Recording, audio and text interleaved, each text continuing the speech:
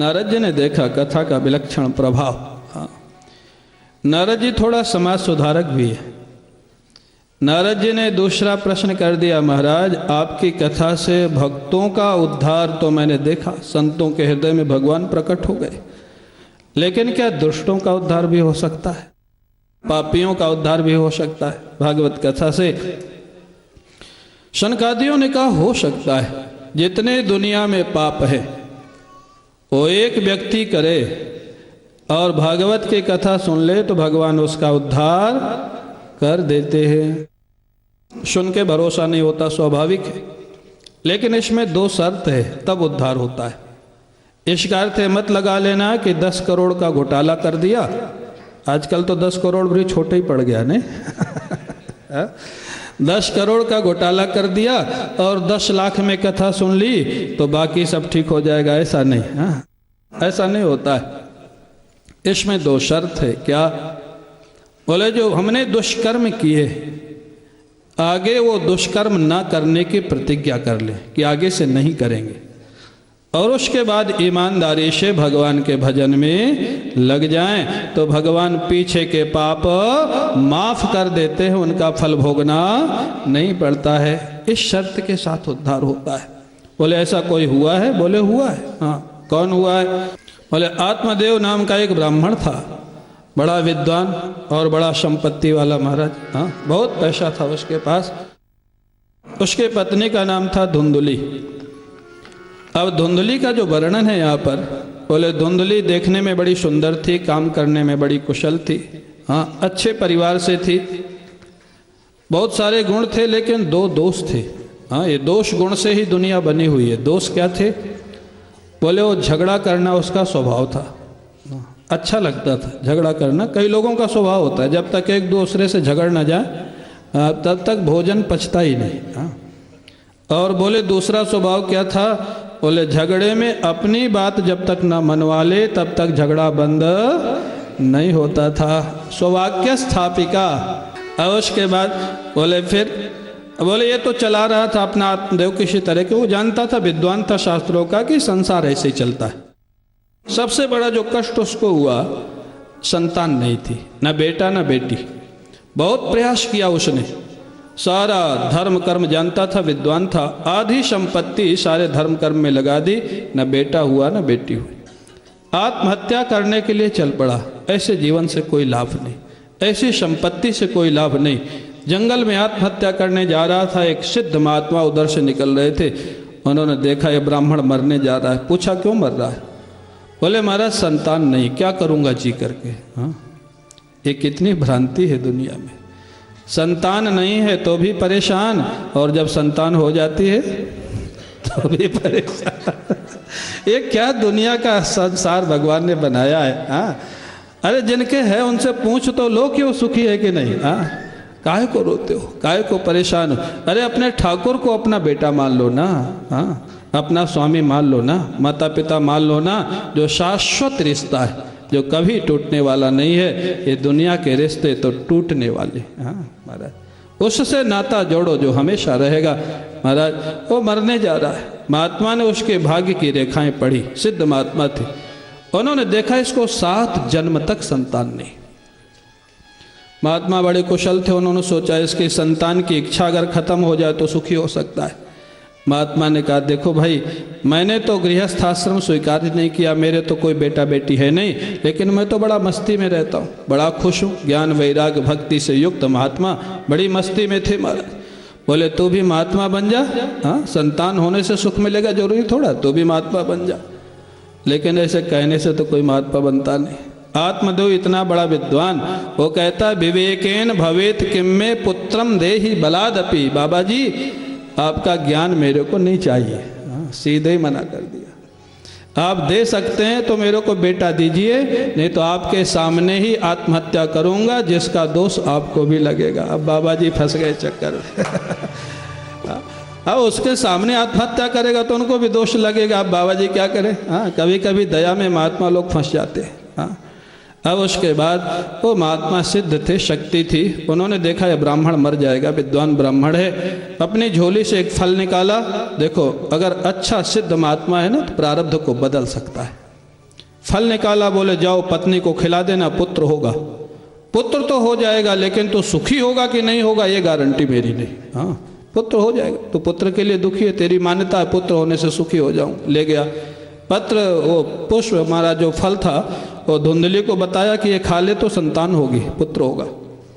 धुंधली पढ़ी लिखी बहुत थी, हाँ, और पढ़ी लिखी बुद्धि अच्छी दिशा में चले तो बड़ा अच्छा काम करती, और गलत दिशा में चला जाए तो बड़ा गड़बड़ करती। धुंधली विचार करने लग गई, ये अगर फल खाऊंगी तो मेरे गर्भ में बालक आएगा, बालक आएगा तो पेट बढ़ जाएगा, भोजन कम हो जाएगा, भोजन कम जो हो जाएगा तो मैं कमज़ोर हो जाऊंगी। फिर मेरे पति मेरी ननंद को घर का काम देखने के लिए बुलाएंगे, और मैं जब बेड रेस्ट में रहूंगी तो मेरी ननंद मेरा सामान अपने घर ये लिखा है भागवत में। हाँ, वो सोच रही, रिसर्च कर रही, हाँ, PhD कर रही, हाँ, रिसर्च कर रही, मेरी ननंद सारा सामान ले जाएगी। एक समस्या। और दूसरी, बोले दूसरी समस्या क्या है? बोले अगर उस समय जब गर्भ में बालक होगा, डाकू अगर गांव में आ गए तो सारे लोग तो भाग जाएंगे, मेरे से भागा नहीं जाएगा, मेरी पिटाई होगी। हाँ, दूसरी समस्या। तीसरी समस्या जो धुंधली सोचती हो तो कल्पनातीत, वो कहती है मैंने सुना है सुखदेव जी 12 वर्ष तक गर्भ में ही रहे, जन्म ही नहीं लिया। ये महात्मा का दिया हुआ फल, कहीं इसमें भी कोई सुखदेव आ गया और 12 साल मेरे गर्भ में रह गया तो मैं मर ही जाऊंगी इसलिए फल नहीं खाने का। हाँ, बोले फिर क्या करने का? बोले 2 ही स्त्री सुखी है, या तो बंध्या या तो विधवा। हाँ, ये पुत्र उत्र होने का सब झंझट। हाँ। लेकिन अब समस्या क्या है, करे क्या? ये फल का क्या करे, पति को क्या बतावे? उसकी बहन आ गई, उससे समस्या बताई, बोले मेरे को बेटा होने वाला, तो बेटा ले लेना, मेरे पति को पैसा दे देना, वो तेरे को बेटा दे देगा, उसको पैसे की जरूरत, बता देना मेरा बेटा। बोले फल का क्या करूं? बोले गैया को खिला दे, बाबा जी का भी पता लग जाएगा कितनी ताकत है इसमें हाँ? इसकी बात में कितनी दम है वो पता लग जाएगा। वो फल गैया को खिला दिया। अब महाराज बहन का बेटा ले लिया, पति को बता दिया मेरे को बेटा हुआ। हाँ, ये माताओं की कुशलता है। हाँ, मेरा बेटा हुआ। बड़ा भारी उत्सव मनाया गया। आत्मदेव आया नामकरण करने के लिए। मेरा नाम आत्मदेव तो ब्रह्मदेव रखता शायद, मैं ऐसा सोचता हूँ। धुंधली फिर झगड़ गई, मेरा बेटा नाम आप कैसे रखोगे? बोले तो तू ही रख दे भाई, झगड़ा क्यों करती?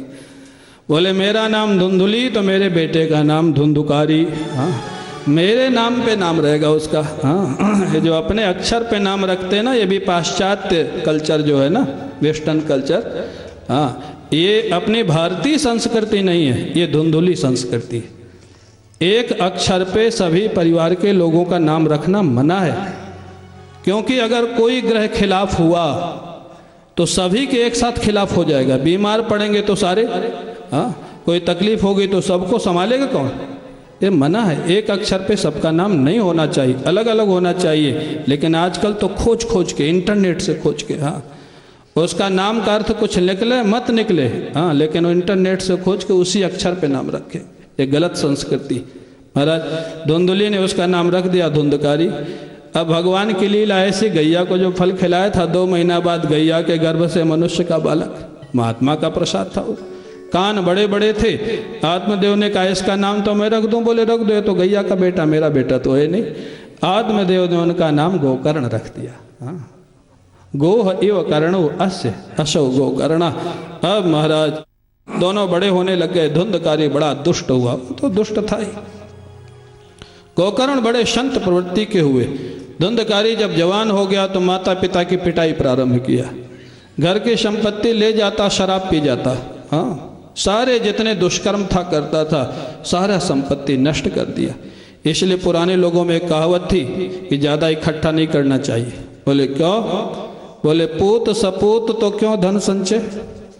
अगर पुत्र योग होगा तो भी ज़्यादा इकट्ठा करके जाने की जरूरत है, वो स्वयं अपने से कमा लेगा। और पूत कपूत तो क्यों धन संचय। अगर पुत्र दुष्ट हुआ तो जितना भी इकट्ठा करोगे 5 साल के अंदर सारा बर्बाद कर देगा। 5 साल तो मैंने ज़्यादा ही कह दिया, वो 1 साल में ही बराबर कर देगा। इसलिए महाराज अब ऐसा दुष्ट और एक सज्जन बड़ी पिटाई करता था। अब जब पिटाई हुई आत्मदेव की तब वैराग्य हुआ। हाँ, महात्मा के उपदेश से वैराग्य अगर नहीं होगा ना, हाँ, तो समझ लो फिर कैसे होगा महात्मा ने कहा था कि सन्यासी बन जा, बाबा बन जा, नहीं सुना। और धुंधकारी की जब पिटाई हुई तब वैराग्य हुआ। गोकर्ण के पास आया, मेरे उद्धार का भी कोई है उपाय? 60 साल की मेरी अवस्था हो गई। गोकर्ण जी ने कहा, क्या किसी माँ का दरवाजा अपने पुत्र के लिए कभी बंद हुआ है? भगवान स्वयं कहते, पिता हमस्य जगतो माता धाता पिता माँ, मैं इस संसार का माता पिता हूँ। परमात्मा कहता है, अरे भगवान के रास्ते कभी भी चल पड़ो, भगवान का दरवाजा हमेशा खुला हुआ है। क्या करूं मैं? गोकर्ण से पूछा। गोकर्ण ने बड़ी सुंदर सलाह दी, जो आपके हमारे लिए सबके लिए बहुत सुंदर है। ये श्लोक हमारे गुरु जी को बहुत पसंद थे, मेरे से प्रायः सुनते थे। ये 2 श्लोक जो है ना, और 2 श्लोक सुनने के बाद मना कर देते, बोले और नहीं सुनाना। कई लोग कहते थे महाराज और इनसे कई और सुनावे, बोले नहीं, नज़र लग जाएगी, और ज़्यादा नहीं सुनाना। इतना प्रेम था, इतना वात्सल्य था। हाँ, बड़े सुंदर श्लोक है। देहे स्थिमान् सरुधरे भीमतिं त्यजत्वं जाया सुतादिषु सदा ममतां विमुञ्च पश्यानिशं जगदिदं क्षणभङ्गनिष्ठं वैराग्यरागरसिको भवभक्तिनिष्ठा। पिताजी, आप ये घर छोड़ के पहले तीर्थ में चले जाइए, जहाँ दुष्टों का निवास है, वहाँ साधन भजन ठीक से नहीं होगा। तीर्थ में जाकर के क्या करना? बोले शरीर का अहंकार, हाँ, ये हड्डी मांस का जो पुतला है ना, मैं इतना बड़ा व्यापारी था, मैं इतना बड़ा अधिकारी था, ये सब भूल के जाना। हाँ, तीर्थ में और संत के पास अभिमान लेके जाओगे तो कुछ मिलेगा नहीं। शरीर का अभिमान छोड़ के जाना। और दूसरा, जाया सुतादिषु सदा ममताम विमुंच। वृंदावन तो आ गए, लेकिन कथा के बाद दिन भर फोन में लगे हुए, मोबाइल में लगे हुए, वहाँ क्या हुआ, यहाँ क्या हुआ, वहाँ क्या हुआ। तो वृंदावन में बैठ के अगर दिल्ली की याद करते रहे तो भी उतना लाभ होने वाला नहीं है। हाँ, 8 दिन के लिए थोड़ा कनेक्शन काट के रहो। हाँ, जाया सुतादिषु सदा ममताम विमुंच। तो ये तो हो गया जो नहीं करना है। क्यों नहीं करना? अरे बोले पश्चानिशं जगदिदं क्षणभंग निष्ठम। ये श्वास बाहर जाके लौट आती है, यही आश्चर्य है, न लौटने में कोई आश्चर्य नहीं है। हाँ, क्षण भंग, कब किसका गोविंदाय नमो नमः हो जाए कोई कहने वाला नहीं है महाराज। हाँ, पता ही नहीं लगता। लोग कहते महाराज कल तो हमारी बात हुई है। हाँ, अरे बात हुई तो क्या वो प्रमाण है कि उसका कुछ नहीं होगा? अरे समय आ जाएगा तो एक क्षण भी आपको मिलने वाला, क्षण भंग निष्ठम, एक क्षण भी आपको अधिक नहीं मिलेगा। इसलिए हमेशा वैराग्य को, महाराज वैराग्य का आनंद लेते हुए भगवान का भजन करो, धर्म का काम करो, संतों की सेवा करो, दूसरों की राग द्वेष की चर्चा छोड़ करके। महाराज वो तो चले गए, आत्मदेव गोकर्ण का उपदेश सुन करके ब्रज में आ गए। 10वें स्कंद भागवत का रोज पाठ करते थे और उसी जीवन में श्री कृष्ण की प्राप्ति हो गई। हाँ, ये था जीवन। इधर घर में गोकर्ण भी घर छोड़ के चले गए। बचे कौन? धुंधली और धुंधकारी, एक ही राशि वाले, हाँ, एक ही नाम वाले। अब दोनों का रोज मार पिटाई होती थी, झगड़ा होता था। अंत में एक दिन पुत्र से दुखी होकर के माता ने कुएं में कूद करके आत्महत्या कर ली।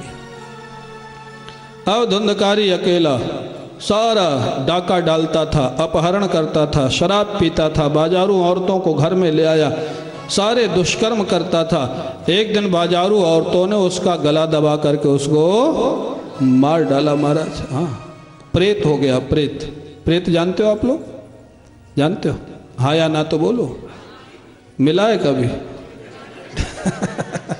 हाँ, मिलने की इच्छा हो तो बताना, मैं बता दूंगा जगह। हाँ, तो महाराज प्रेत योनि होती है, दुख की योनि है। जो पाप करता है उसको प्रेत बनना पड़ता है, स्वयं दुखी होता है, दूसरे को दुखी करता है। प्रेत बन गया धुंधकारी। जब महाराज गोकर्ण को पता लगा तो गया में पिंडदान किया उनके उद्धार के लिए। एक दिन घूमते फिरते अपने घर आ गए और प्रेत का उद्धार हुआ नहीं था, धुंधकारी का। वो महाराज अनेक रूप रख करके डराने लग गया गोकर्ण को। लेकिन गोकर्ण इतने गायत्री मंत्र का जप करते थे, हाँ, उनके पास नहीं आ सकता। जो गुरु मंत्र का जप करे, गायत्री मंत्र का जप करे, प्रेत भले कभी दिखाई दे जाए लेकिन उसका स्पर्श नहीं कर सकता, वो शक्ति होती है। प्रेत तो तामसी योनि, सात्विक मंत्रों का जो अभ्यास करता है वहाँ प्रेत नहीं आता। गोकर्ण ने पूछा तू कौन है? बोले तुम्हारा बड़ा भाई धुंधकारी। हाँ, बड़ा तो था ही। अरे बोले मैंने तो तेरा गया में पिंडदान कर दिया, तेरा उद्धार नहीं हुआ। बोले भैया मैंने जितने दुष्कर्म किए हैं ये गया के पिंडदान से उनका उद्धार होने वाला नहीं है, और कोई उपाय सोचो।